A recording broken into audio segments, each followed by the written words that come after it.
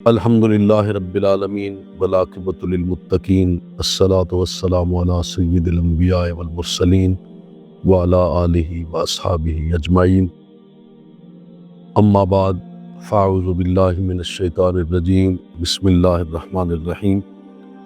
معزز سامعین، آج ہم مصر کے مذہبی عقائد کے حوالے سے ضیاء النبی پڑھیں گے۔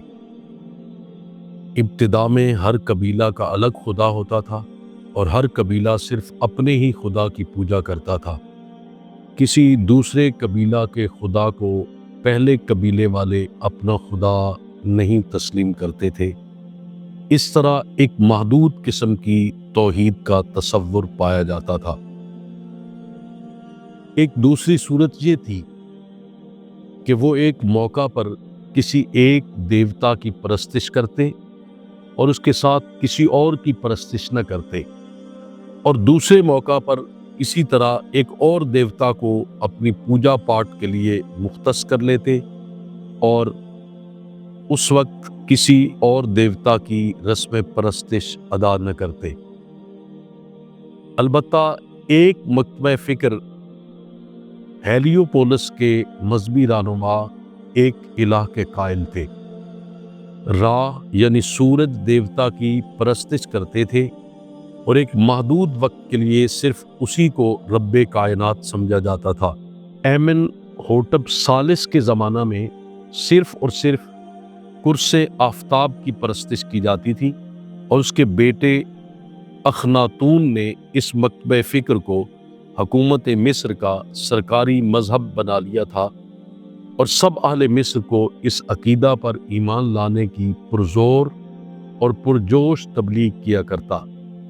اس کی زندگی تک تو یہ مکتبہ فکر رو بترقی رہا، لیکن جب اس کی وفات ہوئی تو اہل مصر خوشیاں مناتے ہوئے اپنی قدیم اصنام پرستی کی طرف لوٹ گئے۔ اہل مصر میں سے جو تعلیم یافتہ تھے انہیں خدا کا تصور تو تھا، لیکن وہ ایک خدا کو نہیں مانتے تھے۔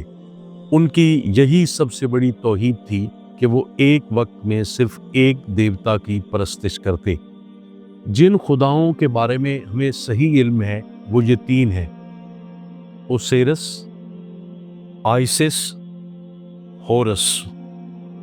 عوام الناس کے ہاں یہ تین افراد کا کنبہ بہت مقبول تھا۔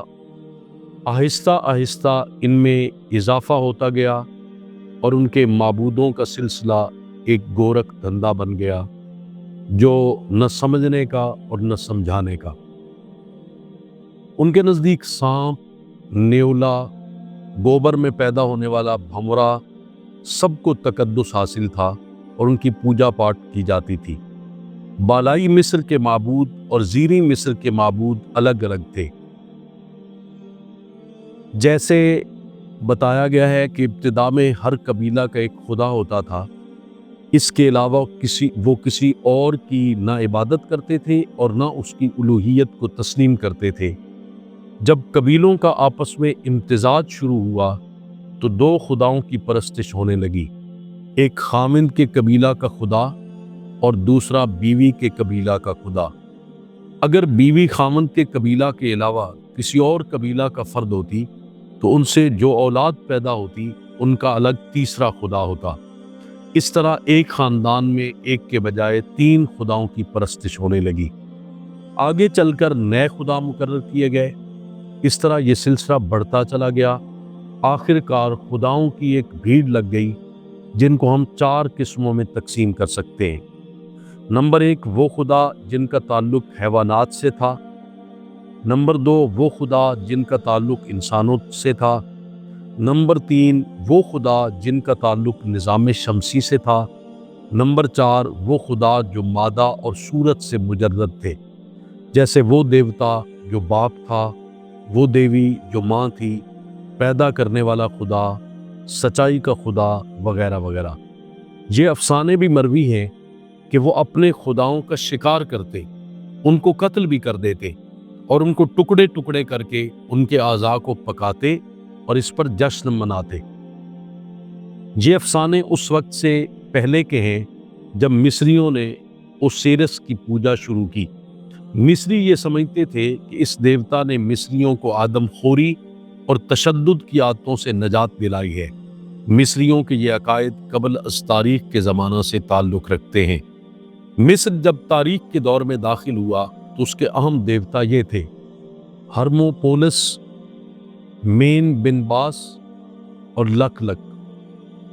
ڈیلٹا کے شہروں میں شیر کی، بوباستس کے مندر میں بلیوں کی، ممفس، ہیلیوپولس، ہرمونتھس میں سانڈوں کی، اور منڈس اور تھیبس میں مینڈے کی، فیوم میں مگرمچھ کی، ہیراکون پولس اور کوپٹاس میں شاہین کی، اور بٹو میں ناگ کی، اور کئی قسم کی مچھلیوں کی پوجا کی جاتی تھی، وغیرہ وغیرہ۔